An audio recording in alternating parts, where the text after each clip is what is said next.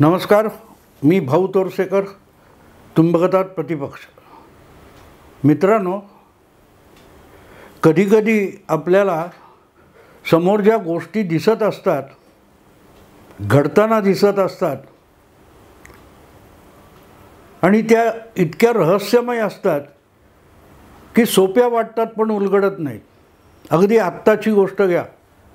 अचानक राज ठाकरे, महाराष्ट्र नवनिर्माण सेनेचे अध्यक्ष,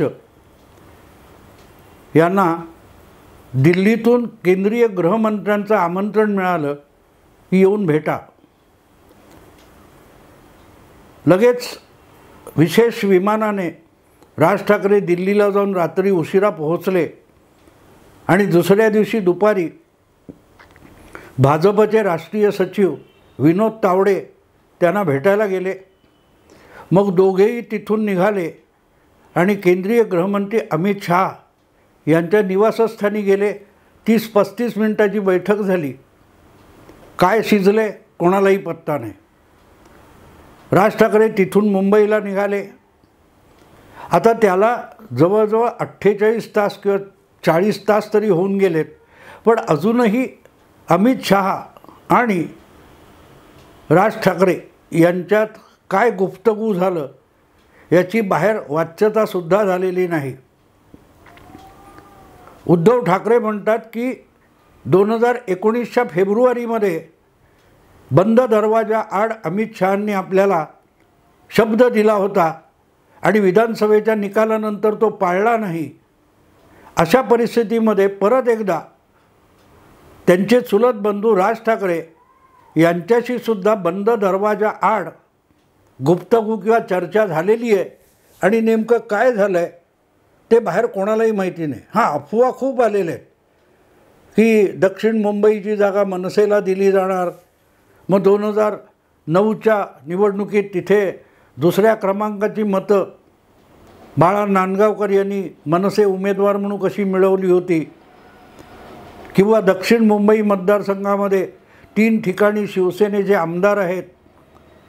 दक्षिण मुंबईचा अर्धा अधिक मतदारसंघ किंवा अर्धी अधिक लोकसंख्या ही मराठी भाषिक आहे आणि त्यामुळे मनसेला ती जागा देऊन भाजप अधिक मतं जोडण्याचा प्रयत्न वेगवेगळं. प्रत्येकजण आपापले अंदाज व्यक्त करतो, पण ना भाजपच्या गोटातून काही बातमी समोर आली आहे, ना मनसे किंवा राज ठाकरेंच्या गोटातून काही बातमी आली आहे. आणि त्यामुळे मग खरोखरच लोकसभा निवडणुकीपूर्वी राज ठाकरे NDAमध्ये सहभागी होणार का, महाराष्ट्रातल्या भाजप प्रणित महायुतीमध्ये सहभागी होणार का, आणि याच्याबद्दल काहीही आलं नसताना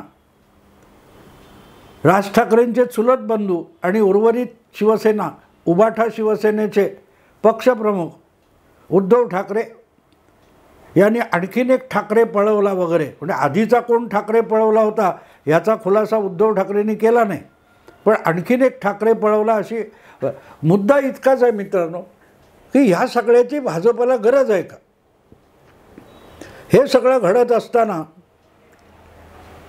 शरद पवारांची जी उर्वरित राष्ट्रवादी काँग्रेस पार्टी आहे तिचे महाराष्ट्रातले प्रदेशाध्यक्ष जयंत पाटील यांचंही एक वक्तव्य आलेलं आहे. राज ठाकरे यांच्या दिल्ली भेटीवर प्रतिक्रिया आत्ता देण्यात अर्थ नाही, कारण ते अजून त्यात गेलेत की नाही ह्याचा खुलासा झालेला नाही, असं म्हणत म्हणत जयंतरावांनी प्रतिक्रिया दिली. ही जयंतरावांची शैली आहे. मला त्याबद्दल काय बोलायचं नाही. मी पांढरे कपडे का घालतो याविषयी मी काहीही बोलणार नाही, म्हणून आपण पांढरे कपडे घालतो हे ते सांगून टाकतात आणि परत म्हणतात त्याविषयी मी काहीही बोलणार नाही. ही जयंतरावांची स्टाईल आहे. पण ते करता करता जयंतरावांनी एक मल्ली नाठी केली की यातून एक दिसतं की एवढं प्रचंड बहुमत पाठीशी असताना भारतीय जनता पक्षाला निवडणुका जिंकण्याचा आत्मविश्वास नाही आहे. मला गंमत वाटते, जो माणूस आपल्या पक्षाध्यक्षाने नुसता राजीनामा दिला 9 महिन्यापूर्वी, तर अगदी मंचावर हजारो लोकांसमोर आणि शेकडो TV च्या कॅमेऱ्यासमोर धाय मोकलून रडत होता, आता आम्ही काय करायचं वगैरे, आठवतं? हा माणूस आत्मविश्वासाविषयी बोलतो. जो माणूस एका पक्षाचा प्रदेशाध्यक्ष आहे आणि जो पक्ष त्या प्रदेशाच्या बाहेर नाहीच आहे, अशा पक्षाचा प्रदेशाध्यक्ष आपल्या राष्ट्रीय पक्षाच्या अध्यक्षाने राजीनामा दिला तर आम्ही काय करायचं, कोणाचं बोट पकडून जायचं, जत्रेत हरवलेल्या पोरासारखा ढसाढसा रडायला लागतो. तो माणूस 300हून अधिक लोकसभा जागा जिंकणाऱ्या आणि डझनभर राज्यामध्ये विधानसभेत बहुमत निवडून आणणाऱ्या पक्षाबद्दल काय म्हणतो की भाजपकडे आत्मविश्वास नाही आहे. आत्मा म्हणजे काय, आत्म म्हणजे काय, विश्वास म्हणजे काय, या शब्दाची तरी माहिती जयंत पाटलांना आहे का, असा प्रश्न पडतो. जे पक्षात होते त्या पक्षातले 40 आमदार निघून गेले, त्याचासुद्धा जयंतरावांना पत्ता लागला नाही, सुगावा लागला नाही. ते दुसऱ्यांचे आत्मविश्वास कुठलं थर्मामीटर किंवा कुठला मीटर घेऊन तपासतात हे त्यांना माहिती असेल. पण सांगायचा मुद्दा असा मित्रांनो की ही चर्चा तेवढ्याचमुळे होऊ शकते, त्यामुळे होऊ शकते की राज ठाकरे अकस्मात दिल्लीला गेले, केंद्रीय गृहमंत्र्यांना किंवा भारतीय जनता पक्षाचं ज्याला हायकमांड म्हणतात अशा अमित शहांना भेटले आणि नेमकं काय शिजलं याची खबरबात बाहेर कुठे येत नाही. त्यामुळे सगळ्यांना अंदाजाचे काय असतील ते तारे तोडावे लागतात आणि मग त्याच्यावर भाष्यसुद्धा सुरू झाली.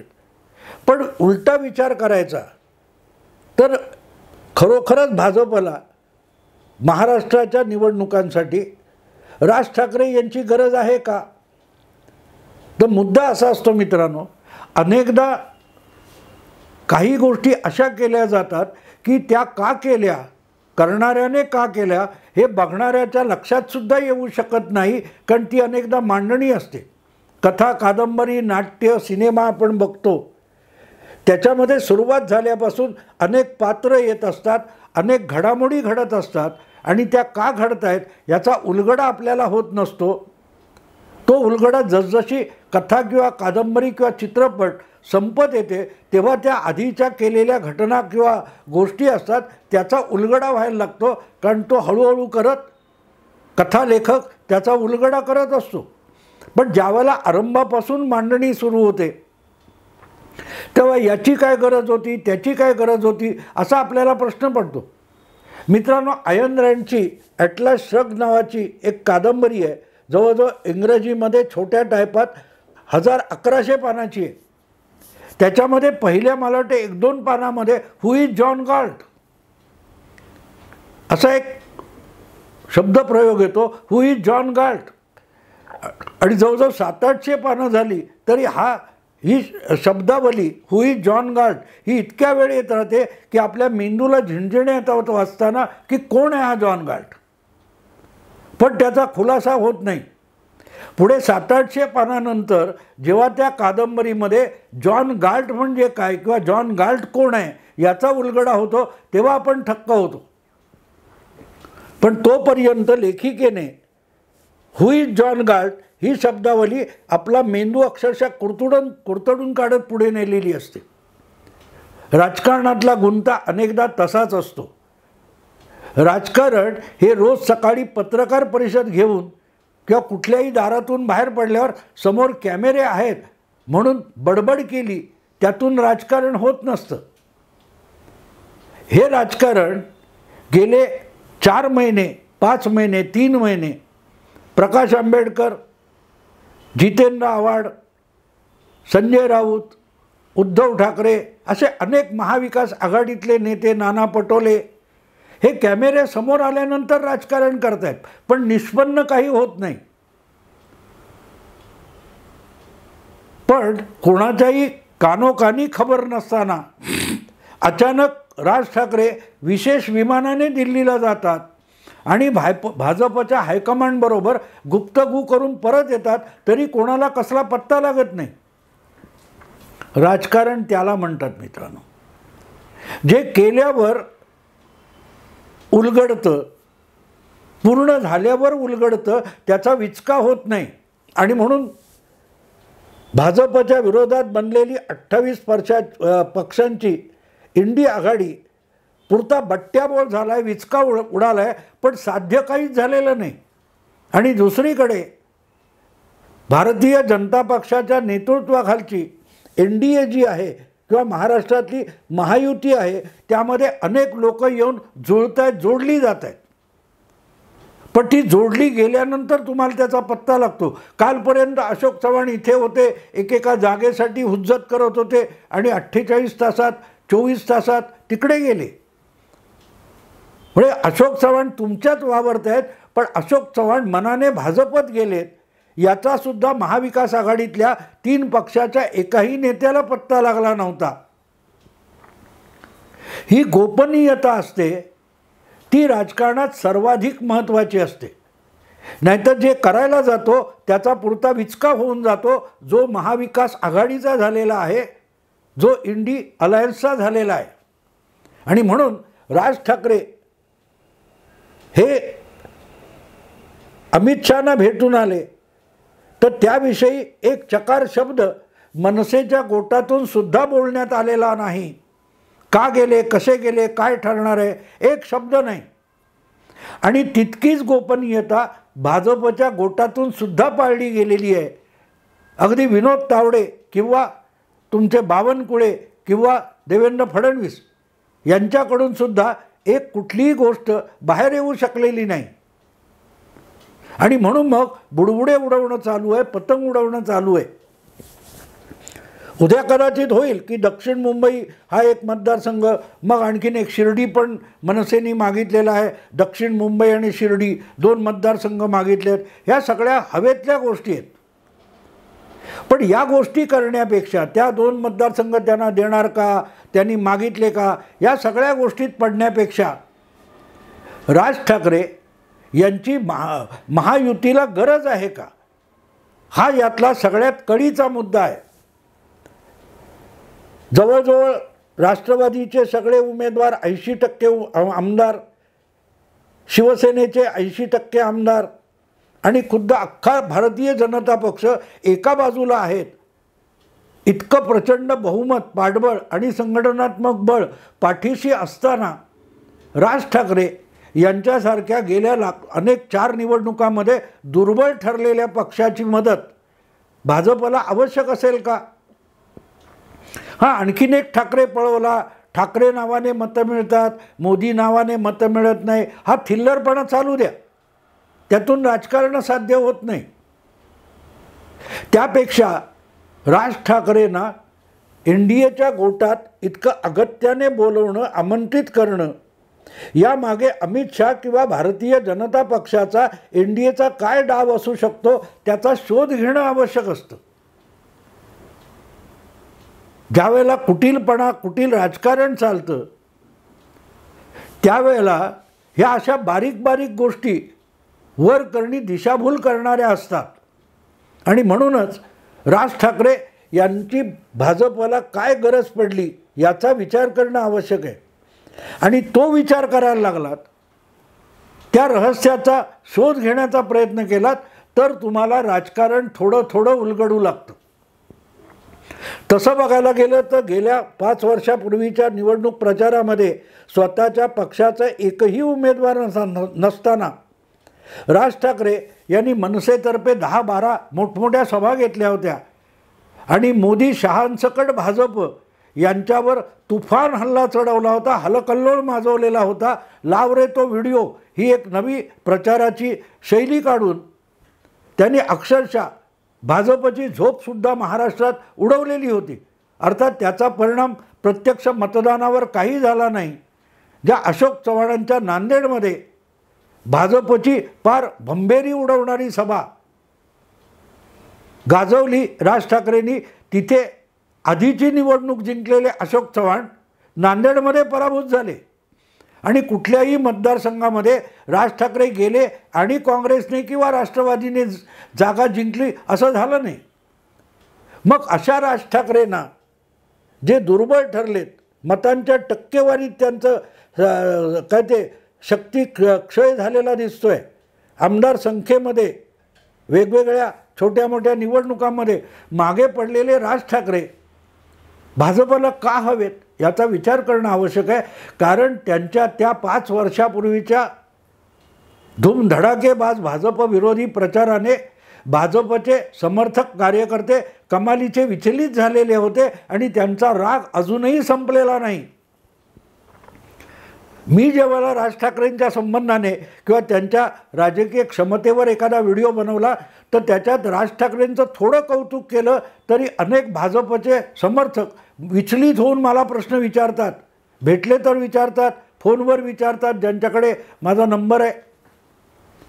याचं कारण राज ठाकरेंचं पोटेन्शियल काय आहे हे मुरब्बी राजकारणी ओळखू शकतो. म्हणूनच 5 वर्षापूर्वी शरद पवारांनी अत्यंत चतुराईने राज ठाकरे यांचा वापर केला आणि तो पुढे फक्त निवडणुकीपुरता नाही तर EVM यंत्राच्या विरोधात सुद्धा केला होता. आठवतं तुम्हाला मुंबई मराठी पत्रकार संघामध्ये सर्वपक्षीय पत्रकार परिषद EVMच्या विरोधात राज ठाकरेंनी घेतली होती आणि त्यानंतर दिल्लीला निवडणूक आयोगात जाऊन आपले आक्षेप नोंदवला होता. त्यानंतर सोनिया गांधींची भेटसुद्धा घेतली होती. आठवतं तुम्हाला गेल्या 2019च्या लोकसभा निवडणुकीनंतर. पण अशा माणसाला आपल्या जवळ ठेवावा हा दूरदृष्टीचा विषय शरद पवारांना साधला नाही. कारण अनेकदा एखादा माणूस हा आपल्याला उपयोगी नसला तरी आपल्या विरोधात त्याचा उपयोग होऊ नये याचीही काळजी घेतली जात असते आणि त्याला डावपेच म्हणतात. राज ठाकरे हे NDAत येतील न येतील हा भाग बाजूला ठेवा, पण ते मोदी शहांच्या आणि भाजपच्या विरोधात असू नयेत हा सुद्धा भाजपच्या डावपेचांचा एक भाग असू शकतो. लोकसभेच्या वेळेला कदाचित मनसे या निवडणुकीत नसेल, NDA बरोबर नसेल, जागा वाटपात नसेल, पण विधानसभेमध्ये राज ठाकरेंना आपलं अस्तित्व निर्माण करणं अगत्याचं आहे. एक प्रादेशिक पक्ष म्हणून राज ठाकरेंना महाराष्ट्राच्या विधानसभेत नजरेत भरणारी आमदार संख्या मिळवणं अगत्याचं आहे. कारण हा विषय त्यांच्या अस्तित्वाचा आहे, राजकीय भवितव्याचा आहे. ज्याला वर्तमान असतं त्याला भविष्य असतं आणि त्यामुळे वर्तमानात आपली क्षमता सिद्ध करणं ही राज ठाकरे यांचीसुद्धा गरज आहे. आणि दुसरीकडे असा माणूस ज्याचं संघटना पाठीशी असेल तर प्रचंड मोठं पोटेन्शियल आहे असा माणूस आपल्या शत्रुगोटात असू नये हा सुद्धा भाजपच्या डावपेचाचा एक भाग असू शकतो. म्हणून राज ठाकरेंमुळे किती मतं NDAला मिळतील असा हिशोब मांडायचा नसतो. तो हिशोब मांडताना आपल्या विरोधात तर त्यांची मतं जाणार नाहीत, आपल्या विरोधात राज ठाकरेंसारखा मोहरा प्रचाराला अपप्रचाराला वापरला जाणार नाही याचीही काळजी घेणं हा डावपेचाचा एक भाग असतो. त्यामुळे भाजपला राज ठाकरे यांची काय गरज आहे, कशाला हवेत राज ठाकरे असं अगदी भाजप समर्थकांनाही वाटणं स्वाभाविक आहे. पण आपल्या वाटचालीत अडथळे कमी असतील तर आपण अधिक वेगाने पळू शकतो हा साधा नियम आहे जगण्यातला. आणि त्या दृष्टीने राज ठाकरे बरोबर नसले तरी विरोधात नसावेत हा सुद्धा एक डावपेच बनत असतो.